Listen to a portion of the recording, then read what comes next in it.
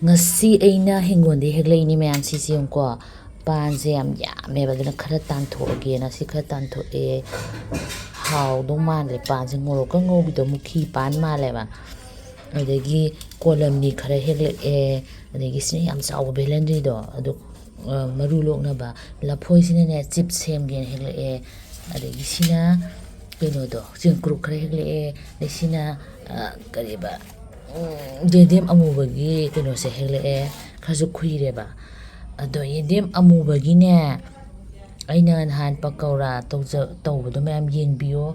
adugane comment da ne hype haina la ido point pibane paisa pibana te ko point ne khaga pibiyo mayam point do video do haidi khara chatna baina moina youtube na haine ba hype haido like tawraga ne point do piba paisa pibana te siga hegle mayam hingondagi kaleni na dam pande